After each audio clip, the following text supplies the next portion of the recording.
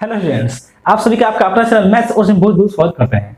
आज की वीडियो में पढ़ने वाले हैं 12th क्लास के मैथ्स में डिटरमिनेंट के एक्सरसाइज को आगे बढ़ाते हुए आज हम देखेंगे एक्सरसाइज 4.5 के क्वेश्चंस को।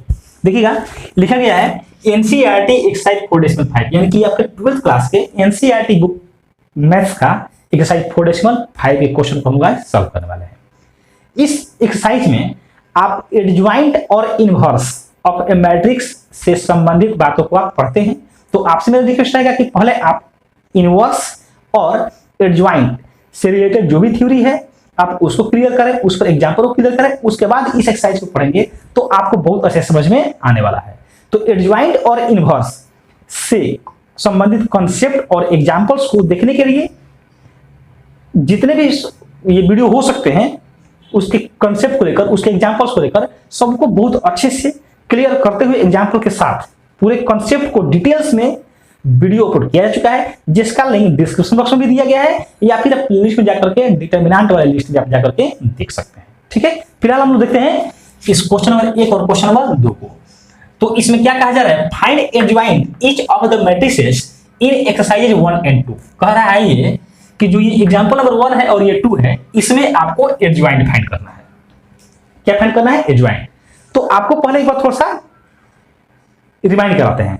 रिमाइंड क्या कराते हैं कि एडजॉइंट कैसे फाइंड करते हैं। सबसे पहले ध्यान देंगे, क्वेश्चन तो बाद में बनाएंगे, सबसे पहले जरूरी ये है कि जो हम लोग को फाइंड करना है उसका कॉन्सेप्ट मेरे दिमाग में है। जैसे मान लीजिए इसमें क्वेश्चन क्या किया, एडजॉइंट, तो मेरे दिमाग में ये चल जाना चाहिए कि एडजॉइंट में कौन कौन सा स्टेप हम लोग को फॉलो करना है। तो हम जानते हैं जब भी एडजॉइंट फाइंड करना किसी भी मैट्रिक्स का, तो पहले हम लोग जो गिवन मैट्रिक्स है उस मैट्रिक्स के सभी एलिमेंट्स का क्या करते हैं, कोफैक्टर निकालते हैं।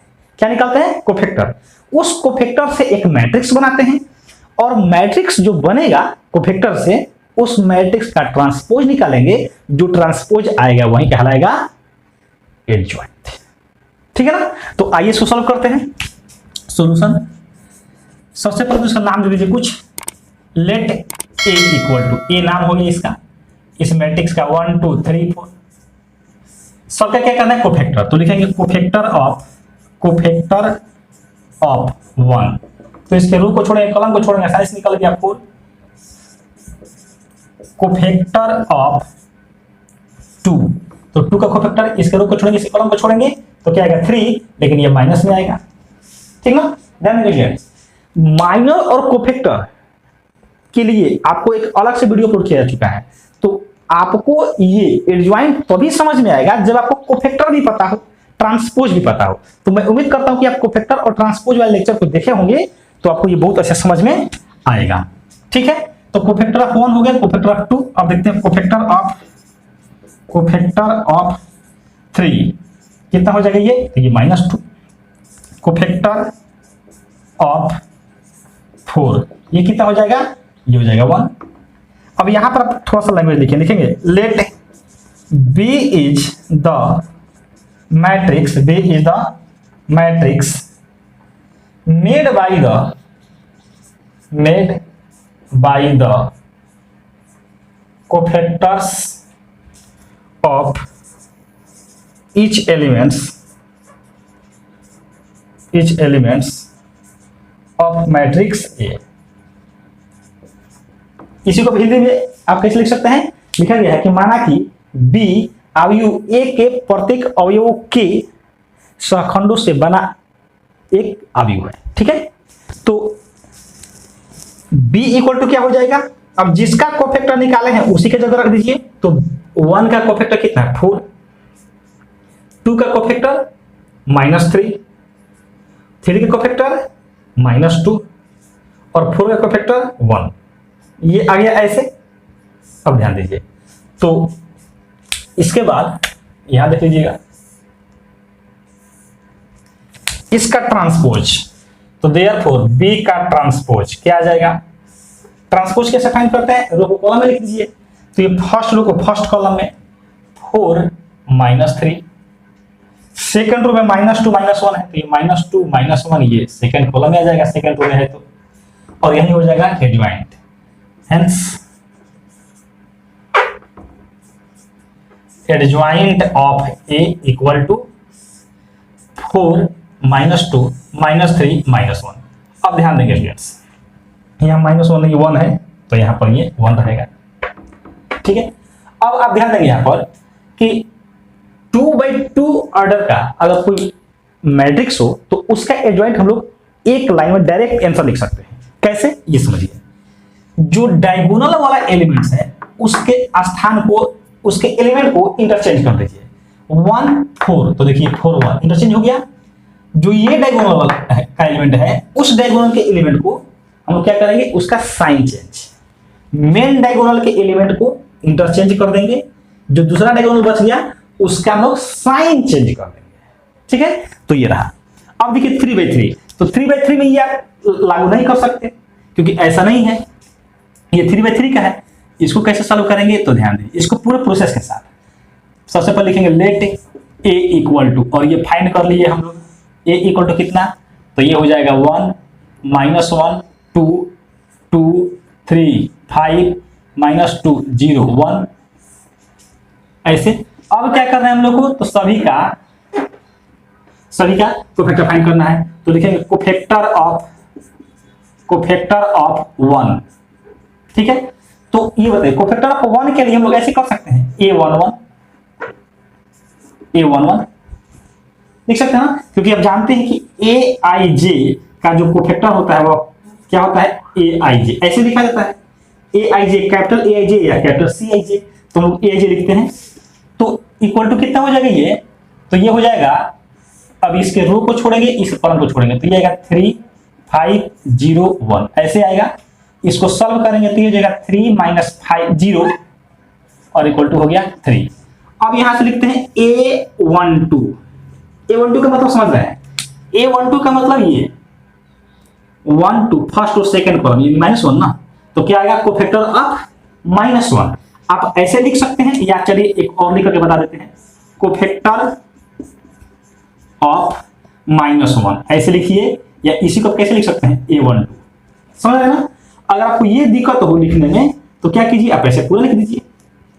ठीक है, अब क्या लिखेंगे इसको, तो इसके रो को छोड़ेंगे इसे कॉलम को, तो ये आएगा 2 5 -2 और ये 1, लेकिन यहां पर ये रहेगा माइनस। अब माइनस क्यों, आप समझ रहे हैं, क्योंकि इसका जो पोजीशन है वो first row second column 1 2 first second 1 2, तो 1 2 3 ऐड कर दिए और आया इसलिए माइनस। ठीक ना, तो ये क्या आएगा माइनस, ये 2 माइनस और ये हो जाएगा -10 तो +10 और इस तरीके से आ गया माइनस में 12।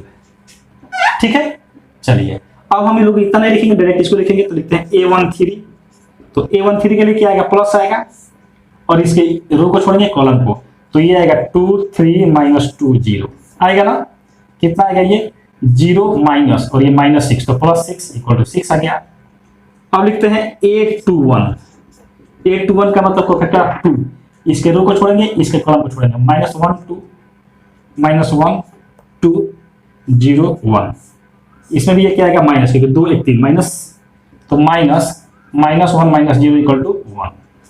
अब ये कहते हैं a22, तो a22 का मतलब ये 3 का कोफैक्टर, तो इसके रो को छोड़ेंगे इसके कॉलम को, तो ये हो जाएगा 1 1 2 -2 1 और ये हो जाएगा 1 माइनस और ये -4 तो +4 हो जाएगा इक्वल टू भी आ गया 5।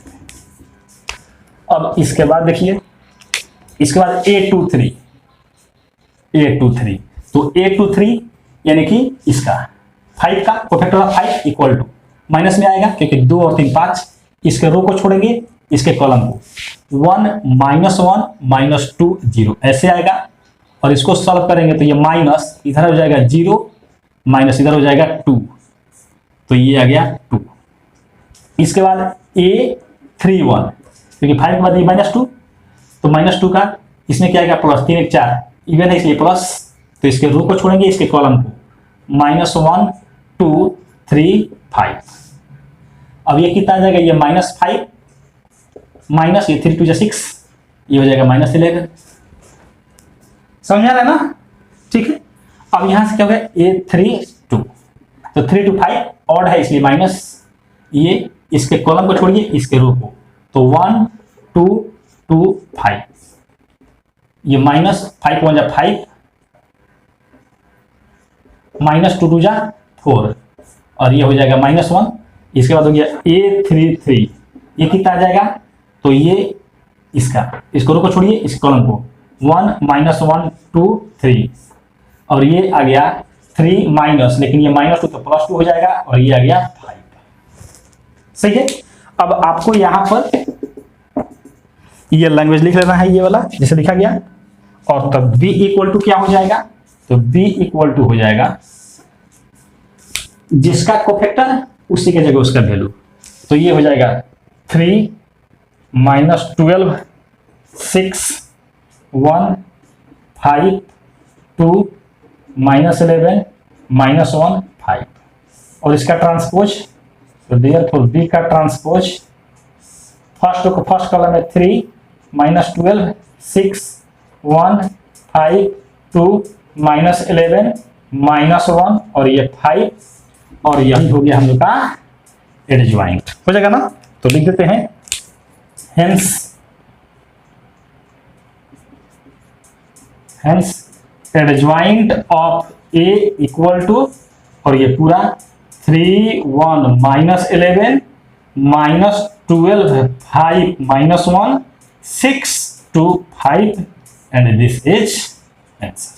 ठीक है, तो ये रहा क्वेश्चन नंबर 1 और question number 2 3, and question number 4 में हम लोग को वेरीफाई करना है कि a into adjoint of a into adjoint of a equal to adjoint of a into a equal to determinant of a into i, ये हम लोग वेरीफाई करना है। ध्यान दें स्टूडेंट्स, इसी को वेरीफाई करने के लिए हम लोग एक वीडियो अलग से अपलोड कर चुके हैं, लेकिन उस समय क्या था कि हम लोग को a इक्वल टू कोई भी मैट्रिक्स पता नहीं था, ठीक ना, ऐसे एग्जाम्पल नहीं दिया गया था। आपके बोर्ड एग्जाम में अगर आ जाए या किसी भी एग्जाम में आ जाए, verify a into adjoint of a equal to adjoint of a into a equal to determinant of a into i, मतलब इज दिस, ये तो आपको एग्जाम्पल लेकर के वेरीफाई करना होगा, ऐसा बिल्कुल नहीं कर सकते। आपको वो समझिए कि वो थ्योरी टाइप में आ जाएगा क्वेश्चन, है ना, और थ्योरेटिकल क्वेश्चन कैसे होता है, आप इसको कैसे प्रूव करेंगे, इसके लिए एक अलग से वीडियो अपलोड किया जा चुका है, जिसका लिंक भी डिस्क्रिप्शन बॉक्स में दिया गया है, आप उसको जाकर के वहां देख सकते हैं, ठीक ना। अब इसको कैसे हम वेरीफाई करेंगे, इसके लिए आप यहां देखिए, सबसे पहले इसको हम लोग नाम देते हैं a, let a equal to, और ये हो गया 2 3 -4 -6, ऐसे। अब ध्यान देंगे यहां से ये कि सबका क्या करना, देखिए पर क्या चाहिए हमको, एडजॉइंट a चाहिए, डिटर्मिनेंट ऑफ a चाहिए, तो हम लोग क्या करेंगे, इसका एडजॉइंट भी निकालेंगे, इसका डिटर्मिनेंट भी निकालेंगे। तो एडजॉइंट निकालते हैं, कोफैक्टर ऑफ 2 कितना हो जाएगा, -6, कोफैक्टर ऑफ 3 ये कितना हो जाएगा, -4 इक्वल टू 4, कोफैक्टर ऑफ -4 ये हो जाएगा -3, कोफैक्टर ऑफ -6 इक्वल टू ये हो गया 2। अब लिखेंगे, आप यहाँ पर भाषा लिखते हैं, ध्यान देंगे जैसे आपको एग्जाम्पल नंबर 1 और एग्जाम्पल नंबर 2, ये क्वेश्चन नंबर 1 जैसे बनाया गया 2x2 ऑर्डर वाला, जैसे एडजॉइंट फाइंड किए, ठीक वैसे ही यहाँ पर भी फाइंड कर रहे हैं, ठीक ना। तो यहाँ पर भाषा लिखते हैं, आप समझ रहे हैं क्या भाषा लिखना है, और b इक्वल टू यहाँ पर लोग आ जाएंगे, मिल जाएगा क्या, -6 मिलेगा, 4 -3 2, उसके बाद इसका क्या करते हैं, ट्रांसपोज, तो देयरफॉर b ट्रांसपोज कितना आ गया, 6 -3 4 और ये 2, तो एडजॉइंट ऑफ कितना आ गया, 10, adjoint of a equal to कितना आ गया, तो यही ना आया, -6 -3 4 और ये 2। आप सोच रहे होंगे कि डायरेक्ट इससे ये नहीं लिख सकते हैं, तो आप डायरेक्ट ये काम नहीं कर सकते, क्योंकि आप ऑब्जेक्टिव क्वेश्चन सॉल्व नहीं कर रहे हैं, आप सब्जेक्टिव क्वेश्चन सॉल्व कर रहे हैं, तो आपको ये पूरा प्रोसेस के साथ सॉल्व करना पड़ेगा। अब चाहिए हम लोग को a इंटू एडजॉइंट a, तो लिखते हैं now a into adjoint of a, तो a में क्या है, a में तो ये है 2 3 -4 -6 into adjoint a, adjoint a मतलब ये, तो ये आ जाएगा -6 -3 4 और ये 2, ये कितना आएगा देखिए, तो ये आ जाएगा, ये फर्स्ट कॉलम मल्टीप्लाई कर देगा, दो मैट्रिक्स को कैसे मल्टीप्लाई करेंगे ये आपको अच्छे से पता है, ठीक है। पहले आपको बहुत पहले जब मैट्रिक्स पढ़ाया जा रहा था तो उस समय प्रोडक्ट ऑफ टू मैट्रिसेस आपको बताया गया है। फर्स्ट रो फर्स्ट कॉलम, तो 2 में -6 है, -12 प्लस 4 3 जा 12 था, ठीक है। ये कितना हो जाएगा 6 2 जा 12, 4 3 जा 12, ठीक है। इसमें इससे मल्टीप्लाई करेगा तो ये -6 और ये कितना हो जाएगा +6, ऐसा हो जाएगा। फिर इसके बाद सेकेंड रो फर्स्ट कॉलम, तो ये माइनस प्लस 6 4 जा 24 माइनस ये भी 24, ये हो जाएगा 12 है -12, तो पूरा कितना आ गया 0 0 0 0, ऐसे आ गया ना, सही है। अब क्या चाहिए हम लोग को, एडजॉइंट ऑफ ए पहले रखना है, इनटू ए करना है, मतलब ये -6 इसका वैल्यू यहां से -6 -3 4 2 और ए का वैल्यू ये यहां से 2 3 -4 -6, ऐसे आ जाएगा। तो कैसे सॉल्व करेंगे, देखिए यहां से फर्स्ट रो फर्स्ट कॉलम -6 -2 -6 × 2 -12 +12 हो जाएगा, ये इतना, तो ये -18 +18 हो जाएगा। फिर ये सेकेंड रो फर्स्ट कॉलम 8 -8 हो जाएगा, सेकेंड रो सेकेंड कॉलम 12 -12 हो जाएगा, और इस तरीके से ये भी आ गया 0 0 0 0, ये भी आ गया। अब इसके बाद हम लोग को देखना है डिटर्मिनेंट ऑफ ए, क्योंकि ये LHS हो गया है ना, लेफ्ट हैंड साइड, ये मिडिल हैंड साइड, और ये हो गया RHS, तो इसके लिए डिटर्मिनेंट चाहिए। तो डिटर्मिनेंट कैसे फाइंड करेंगे, तो इसका डिटर्मिनेंट पहले फाइंड करेंगे 2 3 -4 -6, कितना आ जाएगा, ये हो जाएगा -12 है, माइनस और ये -12 है, तो कितना हो गया -12 + 12 इक्वल टू कितना गया 0। तो therefore determinant of A × I, तो डिटर्मिनेंट ए का वैल्यू 0 है और ये है 1 0 0 1, सॉल्व कर देंगे तो कितना आ जाएगा, तो ये आ जाएगा 0 0 0 0, और यहां से क्या देख रहे हैं हम लोग कि ये तीनों पार्ट बराबर आया, तो लिखेंगे 10, या hence adjoint of A × A equal to adjoint of A × A equal to determinant of A × I, and this is proved. तो ये रहा क्वेश्चन नंबर 3। तो अब देखिए क्वेश्चन नंबर 4। क्वेश्चन नंबर 4 में 3/3 ऑर्डर का मैट्रिक्स है, तो थोड़ा सा ये लॉन्ग जाएगा, लेकिन ये ध्यान देंगे थोड़ा सा लेंदी होगा लेकिन टफ नहीं होगा, मतलब कि बनेगा आसानी से ही बनेगा, थोड़ा सा लंबा लगेगा, है ना, समय ज्यादा लगेगा। सॉल्व करते फिर भी इसको, सबसे पहले क्या करेंगे, लेट A इक्वल टू 1 -1 1 -1 2 3 0 -2 1 0 3, सही है। क्या करना पड़ेगा इसको हम लोग को, तो एडजॉइंट भी फाइंड करना पड़ेगा और इसका डिटर्मिनेंट भी। तो पहले हम लोग इसका एडजॉइंट फाइंड करते हैं। एडजॉइंट कैसे फाइंड करेंगे, सबका कोफैक्टर निकालेंगे, कोफैक्टर से मैट्रिक्स बनाएंगे, उस मैट्रिक्स का ट्रांसपोज निकालेंगे। तो कोफैक्टर निकालते हैं, लिखते हैं कोफैक्टर ऑफ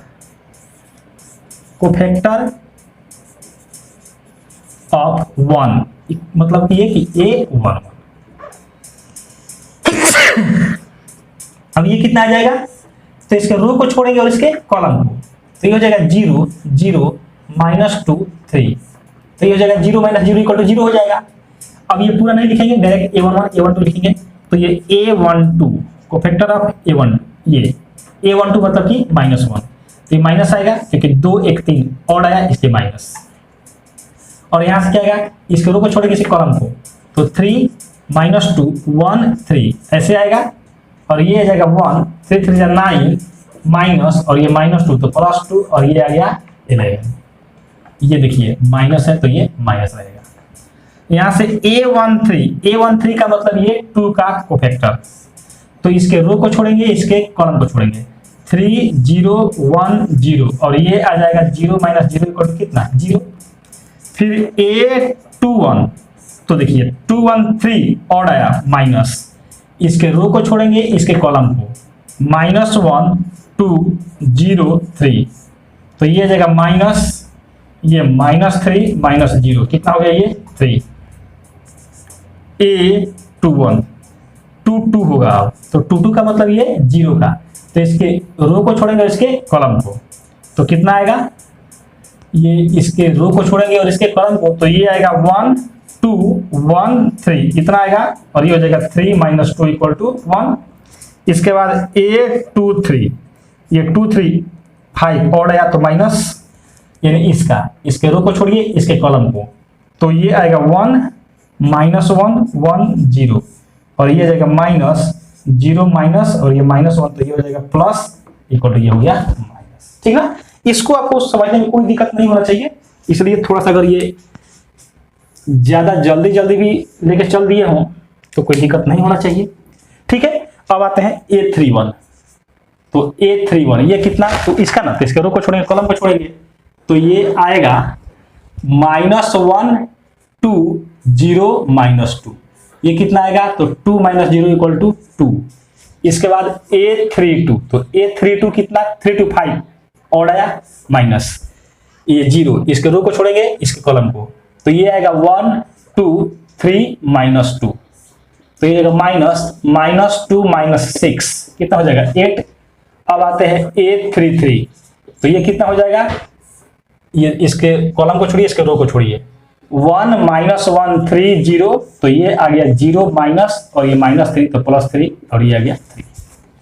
ठीक है, अब यहां पर जानते हैं भाषा क्या लिखना है, let B is the matrix made by the cofactor of elements, made by the cofactor of each elements of matrix A, then B = क्या मिल जाएगा हम लोग को, तो B = मिल जाएगा, भाषा लिखने के बाद यहां भाषा लिख देते हैं, आप समझ रहे हैं क्या लिखना है, और ये मिलेगा हम लोग को 0 के बाद -11 फिर 0 3 1 -1 2 8 3, और इसका ट्रांसपोज, तो ट्रांसपोज निकाल दिए, तो ये आ जाएगा 0 3 2 -11 1 8 0 -1 3, और यही हो गया एडजॉइंट ऑफ A कितना आ गया, एडजॉइंट ऑफ A आ जाएगा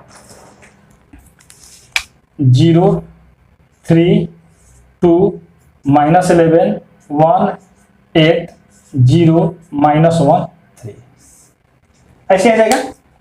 अब ये बताइए, ये तो आया हम लोग का एडजॉइंट, लेकिन हम लोग को एडजॉइंट तो चाहिए नहीं, हम लोग तो प्रूफ करना है A × adjoint A = adjoint A × A = determinant × I, तो प्रूफ कीजिए।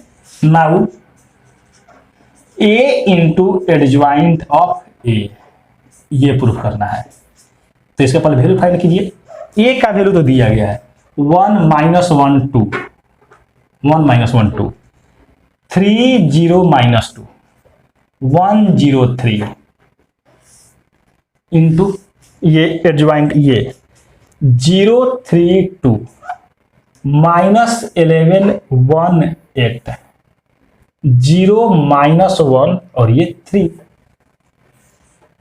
अब इसको जब आप मल्टीप्लाई करेंगे तो देखिए फर्स्ट रो फर्स्ट कॉलम कितना आएगा 0 + 11 + 0, फिर ये देखिए फर्स्ट रो सेकेंड कॉलम 3 -1 -2, फिर इसके बाद फर्स्ट रो थर्ड कॉलम, तो ये आएगा 2 -8 + 6, फिर इसके बाद सेकेंड रो फर्स्ट कॉलम तो 0, ये प्लस में 0 प्लस में 0, फिर सेकेंड रो सेकेंड कॉलम तो 3 3 9 + 0 + 2, फिर ये सेकेंड रो थर्ड कॉलम 3 2 6, और ये हो जाएगा प्लस में 0 माइनस में 6, फिर ये third row first column 0 + 0 + 0, third row second column तो ये हो जाएगा 3 + 0 -3, और third row third column multiply करेंगे तो 2 + 0 + 9,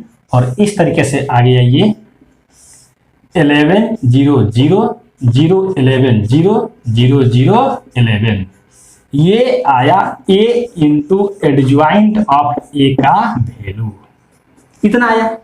अब हम लोग को फाइंड करना है, क्या फाइंड करना है, adjoint of A × A। Adjoint of A into A, तो ये कितना आएगा, तो पहले एडजॉइंट ए लिखेंगे, मतलब कि पहले ये लिखेंगे, तो ये आएगा 0 3 2 माइनस 11 1 8 0 माइनस 1 3 इंटू, फिर इधर ए रहेगा, मतलब कि ये इसी को तो कहिए, इसको इधर तो 1 माइनस 1 2 3 0 माइनस 2 1 0 3 हो जाएगा ऐसे। अब इसको मल्टीप्लाई कीजिए, तो मल्टीप्लाई करेंगे तो फर्स्ट रो फर्स्ट कॉलम, तो 0 में 1 से 0 प्लस 3 3 जा 9 प्लस 2 इंटू 1 2, फिर इसके बाद फर्स्ट रो सेकेंड कॉलम, तो 0 माइनस 1 0 3 इंटू 0 0 प्लस 2 इंटू 0 0, फिर फर्स्ट रो और थर्ड कॉलम, तो 0 into 2 0 plus 2 into 3 into minus 2 कितना आएगा माइनस 6 2 इंटू 3 6, सही है। इसके बाद second row first column minus 11 into 1 minus 11 plus 1 into 3 3 plus 8 into 1 8, फिर ये second row second column minus 11 into minus 1, तो 11 plus 1 into 0 0 plus 8 into 0 0, second row third column minus 11 into 2 कितना आएगा माइनस 22, माइनस में ये कितना हो जाएगा माइनस 2, क्योंकि 1 इंटू माइनस 2 और 8 3 जा 24, फिर इसके बाद third row first column 0 into 1 0 minus 1 into 3 minus 3 3 into 1 कितना हो जाएगा प्लस 3, फिर सेकेंड रो ये third row second column 0 into minus 1 0 minus 1 into 0 0 3 into 0 0 हो जाएगा, थर्ड रो थर्ड कॉलम क्या आएगा 0 प्लस ये देखिए 0 इंटू 2 0 माइनस 1 इंटू 2 कितना आएगा, तो minus 1 into 2 minus 1 into minus 2 तो 2 ही आएगा ना, प्लस 3 इंटू 3 9, और इस तरीके से ये भी आ गया 11 0 0 0 11 0 0 0 11, ये भी आ गया। अब हम लोग को फाइंड करना है डिटर्मिनेंट ए, तो आप देख रहे हैं कि दो पार्ट तो हम लोग फाइंड कर चुके हैं, ए इंटू एडजॉइंट ए इंटू ए। अब डिटर्मिनेंट फाइंड कर लेंगे तो हम लोग को क्लियर हो जाएगा यहां से, तो determinant of A equal to ये होगा। अब इसको सॉल्व कर देते हैं, ये हो जाएगा 1 इंटू इसके दो को छोड़िए इसे कॉलम को 0 0 माइनस 2 3, माइनस 1 है तो प्लस 1 हो जाएगा यहाँ पर, फिर इसके दो को छोड़िए कॉलम को 3 1 0 0, फिर प्लस ये 2 लेंगे, तो 2 लेंगे तो क्या मिलेगा हम लोग को, 2 लेंगे तो मिलेगा ये इसका रो ये 3, एक बार फिर से ध्यान दीजिए माइनस 1 लिए ये, तो इसके रो को छोड़िए इसके कॉलम को, तो 3 माइनस 2 यहाँ पर क्या मिला 3 माइनस 2 1 3, और 2 को लिए तो इसके रो को इसके कॉलम को 3 1 0 0 ऐसे आया।